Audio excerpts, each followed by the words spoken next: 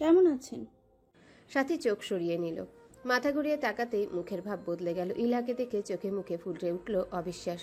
কতদিন পর দেখছেন মনে পড়ছে না। প্রেশার, অক্সিজেন সবকিছু পরিমাপের পর নার্সকে বলল, আব্বা আপনি চলে যান, আমি ওনার সাথে একটু কথা বলে আসছি। সাথীর মুখখানা শক্ত হয়ে আছে। নার্স ইলহার কথা মেনে চলে গেল। ইলহা চেয়ার টেনে বসলো সাথীর বিপরীতে। কাতর পীড়িত স্বরে বলল, মা কেমন আছো? সাথী তাচ্ছিল্য ভরে হাসলো। হাসি না থামিয়ে বলল, ভালো। তুমি এখনো কি সেই মানুষটির প্রতীক্ষায় আছো? ইলহার প্রশ্নের উত্তর দিলেন না, বরং দায়সারাভাবে বললেন, এতদিন পর কি আমার অবস্থায় হাসতে এসেছো? মায়ের এমন কথায় দারুণভাবে হতবাক হলো ইলহা। অবাক কণ্ঠে বলল, আমি তোমার অবস্থায় হাসবো? কেন, ভুল বললাম নাকি? সব জেনে শুনে তুমি আমাকে আগুনে ঠেলে দিয়েছো ইলহা। তুমি জানতে তোমার একটা সিদ্ধান্ত সব পাল্টে দেবে। জানতে না আজ আমার অবস্থা কার জন্য? একবার ভেবে দেখো তো। তোমার ঘর ছাড়ার পর মানুষটিও আমাকে ছেড়ে দিল। আমার সুখের সংসার দাবানলের আগুনে পুড়ে গেল। একাকিত্ব আমাকে শেষ করে দিল। আচ্ছা, আমার কি এমন জীবন প্রাপ্য ছিল ইলহা? মা হিসেবে আমি তোমার কাছে কি চেয়েছিলাম বলো তো?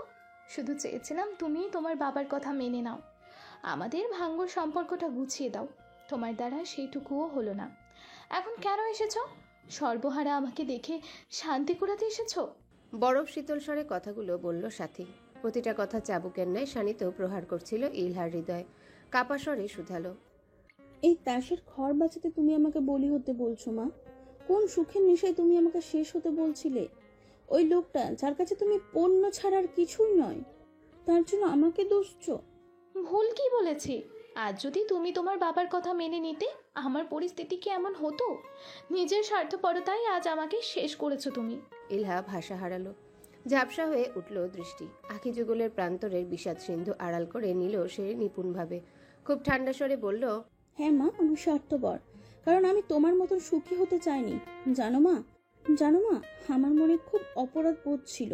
আমি নিজের সুখ বুঝতে তোমাকে নরকে ফেলে এসেছি, কিন্তু আজ গ্লানিটা অনেক কমে গেছে। আমিও মা হতে চলেছি মা।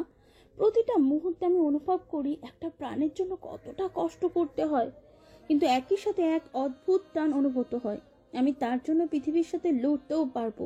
আমার জীবনে অবিচ্ছেদ্য অংশ সে। আমি কখনোই চাইবো না সে বিন্দুমাত্র কষ্ট পাক। মাতৃত্ব মানে বোধহয় এটাই। আচ্ছা মা, আমার জন্য তোমার বিন্দুমাত্র টান অনুভূত হয় না? ওই লোকটা যখন দিনের পর দিন আমাকে মারতো, আমার উপর নির্মম মানসিক শারীরিক অত্যাচার করতো, তোমার কষ্ট হতো না? সে তোমাকে শাসন করার অধিকার রাখে। তোমার বাবা সে। তুমি দিনের পর দিন তার অবাধ্য হবে আর সে মেনে নেবে?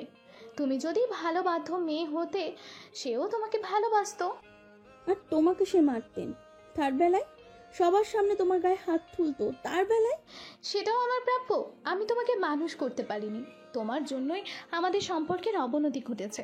আর তোমার বাবা তো ভুল নন। একটা দোকানিকে বিয়ে করলে লাভ কি হলো? রাজরানী হয়ে থাকতে ওই বাড়িতে, সেখান থেকে ভিখারিনী হয়ে গেলে, আর আমাকেও একটা অসহনীয় জীবন দিলে। কঠিন স্বরে উত্তর দিলেন সাথী। ইলহা দীর্ঘশ্বাস ফেলল। দীর্ঘশ্বাসের সাথে মুক্ত করে নিল অন্তঃস্থলের গ্লানি। উঠে দাঁড়ালো সে। মৃদু স্বরে বলল, তুমি কখনো ভালো পুরুষ মানুষ দেখোনি মা। পুরুষের শক্তি নারীর উপর দেখানোকে পুরুষত্ব বলে না। আমার স্বামীকে কখনো দেখলে বুঝতে স্বামীর অর্থটা কেমন হয়। আসছি মা, আমি স্বার্থপরই ভালো। শেষ জীবনটা একাকিত্বে কাটানোর চেয়ে সারা জীবন ভিখারিনী হওয়ার ঢের ভালো। ইলহা অপেক্ষা করল না, বেরিয়ে গেল কেবিন থেকে। আগামী সপ্তাহ থেকে তার ম্যাটারনিটি লিভ শুরু হবে। শারীরিক অবস্থার জন্য খুব দ্রুতই অ্যাপ্লাই করেছে সে। সেই ফাঁকে বিসিএস এর পড়াটাও শেষ করার ইচ্ছে। আর হয়তো মায়ের সাথে দেখা হবে না। হ্যাঁ, সে স্বার্থপর সন্তান, কিন্তু কেন এই স্বার্থপরতায় গ্লানি হচ্ছে না? ইলহা কেবিনে চেয়ারটায় গায়ে এলিয়ে দিল। চোখ বেয়ে নেমে এলো জমাট কষ্টকূপ। পুলিশ স্টেশন থেকে জিজ্ঞাসাবাদ শেষে বাড়ি ফিরছে রাশাদ। ধারণী জুড়ে তখন মৌন তমসা মেলা। দূরে শিয়ালের ডাক কানে আসছে। ঝিঝিপোকার শব্দও মিলিয়ে যাচ্ছে সমীরণে। মোটরসাইকেলটার হেডলাইটের আলোতেই যা নজরে পড়ছে। মাটির রাস্তায় চাকার দাগ পড়ে যাচ্ছে। রাশাদের মোটরসাইকেলের শব্দ শুনতেই হুমায়রা গামছা নিয়ে বেরিয়ে এলো। গাড়িটা রেখে কলপারে গেল। ভাইজান হাত মুখ ধুয়ে বলল, খাবার দে। তুমি থানায় গেছিলে? হ্যাঁ। ছোট্ট করে উত্তর দিল রাশাদ। হুমায়রা উদ্বিগ্ন স্বরে বলল, কেন ডেকেছিল আমায়? হুমায়রার মন উসখুস করছে। রাশাদ এগিয়ে গেলেও আবারও পিছু ফিরল। স্মিত স্বরে হুমায়রার মাথায় হাত বুলিয়ে বলল, চিন্তা করিস না, কিচ্ছু হবে না। বলেই ভেতরে চলে গেল সে। হুমায়রা দীর্ঘশ্বাস ফেলল। হঠাৎ পাতার শব্দ শোনা গেল। ঝোপের দিকটা অন্ধকার, বেশি কেউ দাঁড়িয়ে থাকলেও বোঝার উপায় নেই। হুমায়রার নজর সেখানে গেল, কিন্তু তার পূর্বেই মানুষটা সরে গেল। হুমায়রা মনের ভুল ভেবে ভেতরে চলে গেল। মানুষটা অপেক্ষা করলো সঠিক সময়ের। 2 দিন বাদে পুলিশ এলো তল্লাশিতে। সারা বাড়ি তল্লাশি করে অবশেষে পুকুরের পাশে ঝোপের গর্তে পাওয়া গেল একটা রক্তমাখা চাইনিজ চপার। ফরেন্সিকে পাঠাও, এই রক্ত আর কাউচারের রক্ত মিলে কিনা, আর কোনো ফিঙ্গারপ্রিন্ট পাওয়া যায় কিনা। হাবিলদার জি স্যার বলে অস্ত্রখানা একটা জিপার ব্যাগের ভেতরে রাখলো। এসআই সাহেব এবার সবার দিকে তীক্ষ্ণ দৃষ্টিতে তাকালেন। বাড়ির কর্তা রাশাদ সেখানে উপস্থিত ছিল। রাশাদের উদ্দেশ্যে সে শুধালো, চপারটি আপনার বাড়ি থেকে পাওয়া গেছে রাশাদ সাহেব, এ বিষয়ে আপনার কি বক্তব্য? আমি এই ব্যাপারে কিছুই জানি না। আপনার বাড়িতে নিশ্চয়ই অন্য কেউ অস্ত্র পুঁতে রাখবে না? দেখুন, সন্দেহের তালিকায় কিন্তু আপনারা সবাই প্রথম থেকেই আছেন। যদি চপারের ব্লাড আর কাউচারের ব্লাড ম্যাচ করে, তাহলে কিন্তু আমরা নিশ্চিত হব এই খুনে এই বাড়ির কেউই জড়িত। আমরা অ্যারেস্ট ওয়ারেন্ট বের করতে বাধ্য হব। কিন্তু আপনারা পুলিশ, তদন্ত করার দায়িত্ব আপনাদের, করুন তদন্ত।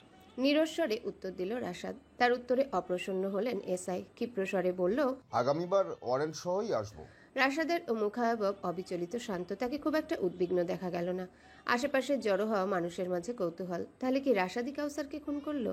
প্রশ্নের উত্তরটা সন্দেহরূপে বিরাজ করলো তাদের মাঝে। পুলিশ অপেক্ষা করলো না, বেরিয়ে পড়লেন গাড়ি নিয়ে। পুলিশ যেতেই ইলহা ভীতস্বরে শুধালো, আমাদের পুকুর থেকে ওই বৃহত্তকার ছুরিটা পাওয়া গেল কি করে? ইলহার মাঝে বেশ উদ্বিগ্নতা দেখা গেল।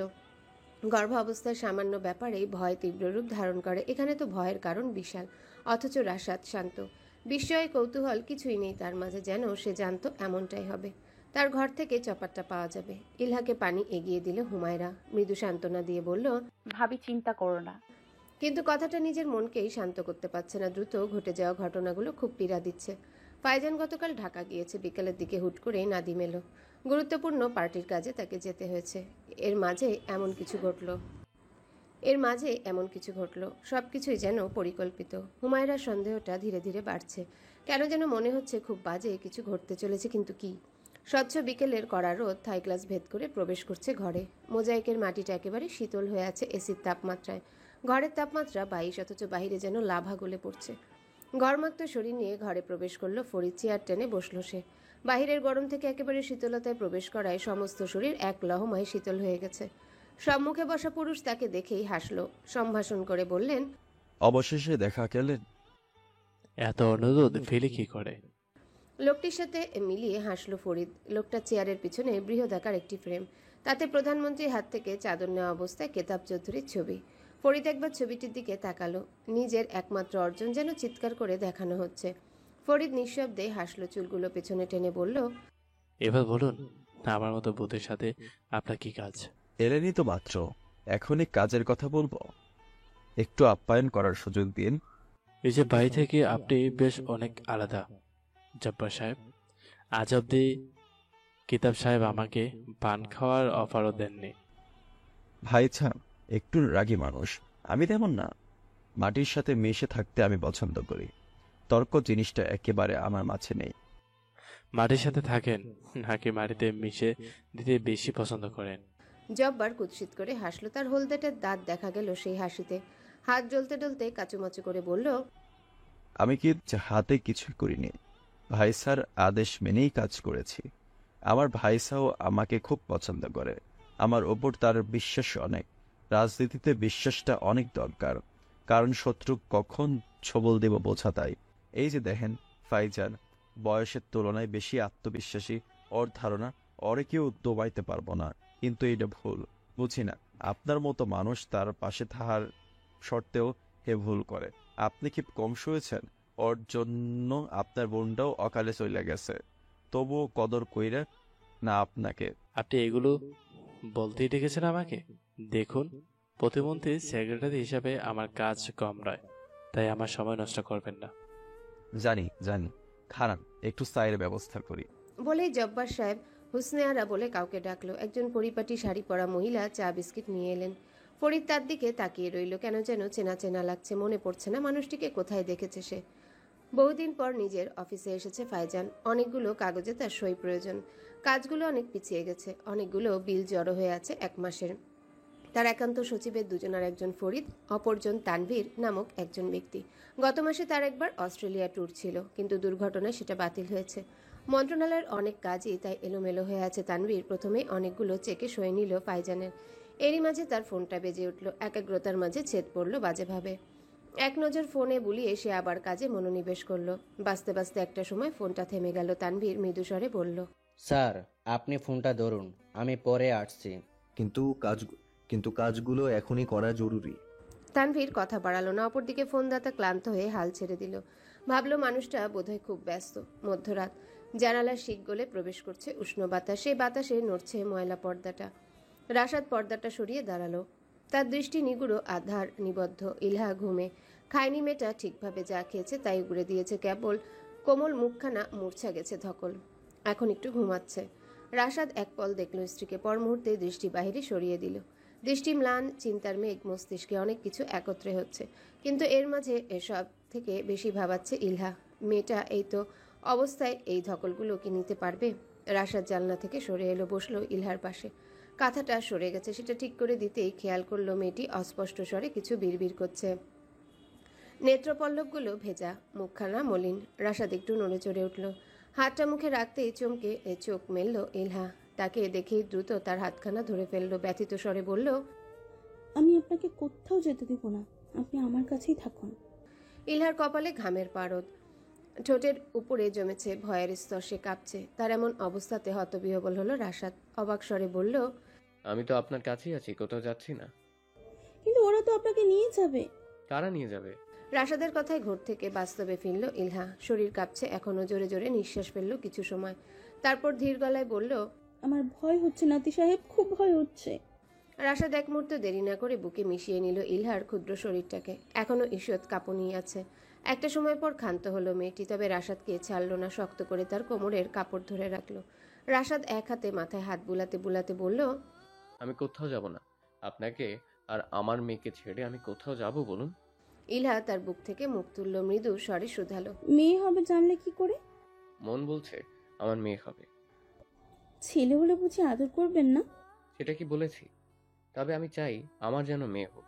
নিন এবার ঘুমান। এইভাবে থাকি আর কিছুক্ষণ। ইলহার নিষ্পাপ আকুতি ফেলাতে পারল না রাশাদ। বুকে মাথাটা চেপে ধরে বসে রইল। একটা সময় ঘুমিয়ে পড়ল মেয়েটি। রাশাদ তবুও তাকে আগলে রাখলো। মলিন স্বরে বলল, আপনার থেকে বেশ কিছুদিন আমার দূরে থাকতে হবে ইলহা। তখন নিজেকে এবং আমাদের সন্তানকে দেখে রাখার দায়িত্ব আপনার। হাল ছাড়বেন না, আমার জন্য অপেক্ষা করবেন, আমি ঠিক ফিরবো। শুক্রবার বিকালে ঢাকা থেকে গ্রামে এলো ফাইজান। এই কয়দিন হুমায়রার সাথে তার যোগাযোগ হয়নি।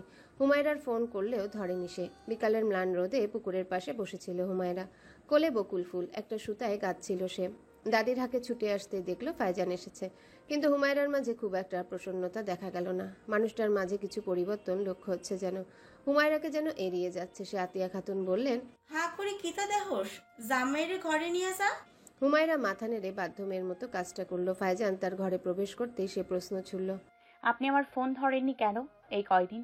খুব ব্যস্ত ছিলেন বুঝি? হ্যাঁ, 1 মাসের কাজ 3 দিনে করেছি, ব্যস্ত তো ছিলাম। হুমায়রা আর কিছু শুধালো না। ফাইজান পাল্টা শুধালো, রেজিস্ট্রেশন করতে কলেজে গিয়েছিলে? রবিবার করব। করে ফেলো, আর পড়াশোনা করো, পরীক্ষা তো খুব দূরে না। হুমায়রা ঘাড় কাত করে সম্মতি জানালো। ফাইজান একবার চাইলো হুমায়রার দিকে। দীর্ঘশ্বাস গোপন করে বলল, আমি আসলেই ব্যস্ত ছিলাম। ও, বিনা ভনিতায় কথাটা বলল হুমায়রা। ফাইজানের মুখ খানিকটা শক্ত হলো। ধীরস্বরে বলল, আমি একটু ঘুমাবো হুমায়রা, মাথা ব্যথা করছে, মাথাটা টিপে দেবে? হুমায়রা আর কিছু শুধালো না। ফাইজানও কথা বাড়ালো না। নিচু স্বরে বলল, হুমায়রা বাধ্য মেয়ের মতো মাথা দুলালো। ফাইজান শুয়ে পড়ল। শুয়ে পড়তেই রাজ্যের ঘুম জড়ো হলো তার নেত্রপল্লবে। বুঝে এলো তা। হুমায়রা পাশেই বসে রইল। নরম হাতে আস্তে আস্তে টিপে দিল ফাইজানের কপাল। ফলে একটা সময় নির্বিঘ্ন ঘুমে লিপ্ত হলো ফাইজান। রবিবার সকালটা খুব বাজে রূপ নিল। ফরেন্সিক রিপোর্টে চপারের রক্তের সাথে কাউসারের রক্ত ম্যাচ করেছে। শুধু তাই নয়, এই ছুরি দিয়ে যে কাউসার এর খুন হয়েছে সেটাও প্রমাণিত হয়েছে। শুধু কোনো ফিঙ্গারপ্রিন্ট পাওয়া যায়নি। সন্দেহের তালিকায় সবচেয়ে উপরে ছিল রাশাদ, কারণ কাউসারের খুনের রাতে সেই ঘরে ফিরেনি। ফিরেছে রাত 3টার পর। যদি এই কথাটি প্রথমে লুকায়িত ছিল, কিন্তু সবার সাথে জিজ্ঞাসাবাদের মাধ্যমে বেরিয়ে এসেছিল। তাই রাশাদকে কাস্টাডিতে নেওয়া হবে আজ। যদিও সন্দেহ সবার উপরেই, কিন্তু কোনো লাশটিকে ভাগ করার সময় যে বল প্রয়োজন তা একটা 19 বছরের মেয়ে অথবা একটা অন্তঃসত্ত্বা নারী বা একজন ষাটোর্ধ্ব নারী হবে না, তাই সন্দেহের তীর রাশাদের উপরই রয়েছে। ফাইজান সেখানে উপস্থিত ছিল। রাশাদের হাতে হাত করা পরানো হলো। হুমায়রা বাধা দিতে নিলেই ফাইজান তার হাত শক্ত করে ধরে বলল, পুলিশকে তার কাজ করতে দাও। ওনারা ভাইজানকে নিয়ে যাচ্ছে, ভাইজান কিছু করেনি। সেটা সময় আসলেই জানা যাবে। ভাইজানকে পুলিশের গাড়িতে উঠতে ততটা পীড়া দিল না যতটা ফাইজানের নির্লিপ্ত আচরণ লাগলো। এদিকে চাপ নিতে না পারা ইলহা জ্ঞান হারালো। রাশাদ যাবার সময় শুধু একটা কথাই বলেছিল, ইলহার খেয়াল রাখিস। আতিয়া খাতুন স্তব্ধ হয়ে গেলেন। তার সংসারে কার নজর লাগলো? একটু কি সুখ পাবে না সে? ঘরে এসেই উকিলের সাথে কথা বলতে ব্যস্ত হয়ে উঠল ফাইজান। কথা শেষে ফোন রাখতেই হুমায়রা প্রশ্ন ছুড়ল, ওরা আমার ভাইকে নিয়ে গেল, ওরা আমার ভাইজানকে নিয়ে গেল, আপনি কিছু করলেন না কেন? আমি কি করতাম? কঠিন স্বরে প্রশ্ন ছুড়ল ফাইজান। হুমায়রা বাক খাড়া হলো। কিছু বলার পূর্বেই ফাইজান বলল, সব কিছুর একটা ওয়ে আছে হুমায়রা। আমরা সেই নিয়মের দাস। আমি উকিলের সাথে কথা বলেছি, উনি রাশাদ সাহেবের বেলের ব্যবস্থা করছেন। আপনারও ধারণা ভাইজান খুন করেছে? সেটা সময় বলবে হুমায়রা, ধৈর্য ধরো। হুমায়রা কথা বাড়ালো না। অভিমান হলো খুব। সে জানে ফাইজান চাইলেই তার ভাইজানকে ছাড়িয়ে আনতে পারে, কিন্তু ফাইজান এত নির্লিপ্ত কেন? রাশাদের বেল হলো না, কিন্তু এর মাঝে মিডিয়াতে কেউ এই খবর লিক করে দিল। ফলে হেডলাইন হলো, প্রতিমন্ত্রী ফাইজান ইকবালের স্ত্রীর বড় ভাই জনাব রাশাদুল ইসলাম গ্রেফতার। এই খবরে ফোনের পর ফোন আসতে শুরু হলো। কিছুক্ষণ বাদে গাড়ি আসতেই ফাইজান বেরিয়ে পড়ল। যাবার আগে হুমায়রাকে বলে গেল, কলেজ ব্যতীত কোথাও যাবে না।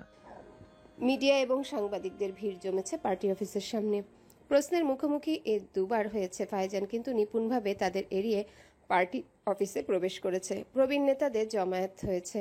ফাইজানের জন্য নাকি পার্টির নাম খারাপ হচ্ছে। এর মাঝে 2-3বার হুমায়রার ফোন এসেছে, কিন্তু মিটিংয়ের জন্য ধরতে পারেনি।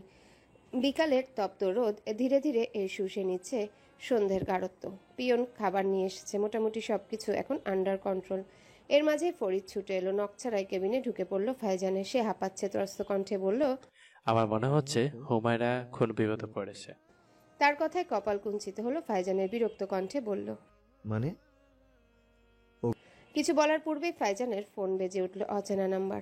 ফাইজান ফোনটা ধরতেই আতিয়া খাতুন বৃদ্ধ স্বর কানে আসলো, জামাই, বুবু তো বাড়ি ফিরে নাই এখনো।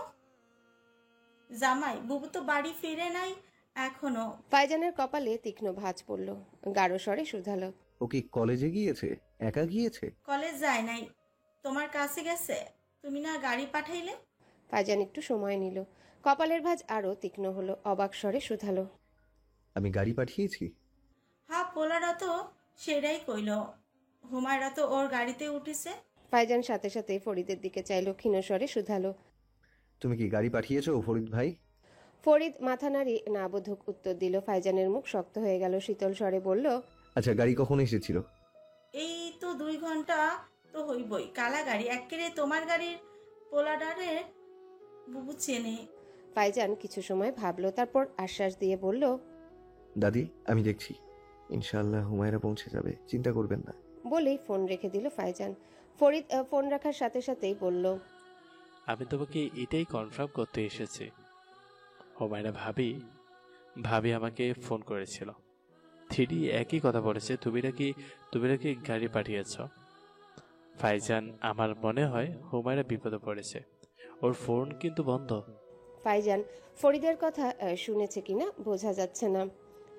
একটা কথা মাথায় আসছে না, যেখানে সে হুমায়রাকে বারণ করে দিয়েছে কলেজ ছাড়া কোথাও না যেতে, তাহলে সে কেন গিয়েছে? হুমায়রা অবাধ্য মেয়ে নয়, সে না জেনে বুঝে কখনো কাজ করে না। তাহলে যে কেউ এসে ফাইজানের নাম নিলেই সে কেন সেই গাড়িতে উঠে পড়বে?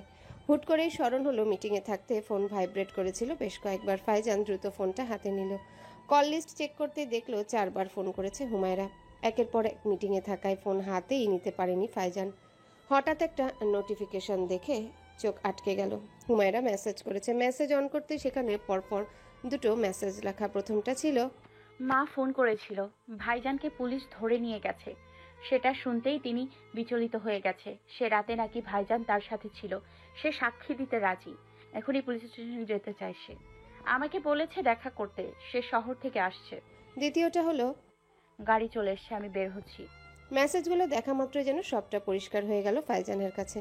হুমায়রা তাকে ফোনে না পেয়ে মেসেজ করেছিল, তাই যখন গাড়ি এসে বলেছে তখন হুমায়রা ভেবেই নিয়েছে ফাইজান মেসেজ দেখেই গাড়ি পাঠিয়েছে। আর যে ছেলেটি এ গাড়ি নিয়ে গিয়েছে সে তার পরিচিত, তাই সন্দেহ করার কোনো অবকাশ ছিল না। এদিকে ফরিদ এখনো বিচলিত। ফাইজানের এই শান্ত রূপ তাকে বিরক্ত করছে। সে ব্যস্ত গলায় বলল, হ্যালো বন্ধুরা, পরবর্তী পার্ট খুব তাড়াতাড়ি আসবে, তো সবাই অপেক্ষায় থাকো। আর চ্যানেলটি যারা এখনো সাবস্ক্রাইব করনি তারা পরবর্তী পার্ট দেখার জন্য চ্যানেলটি সাবস্ক্রাইব করে রেখো। ধন্যবাদ সবাইকে, আমাদের সাথেই থেকো।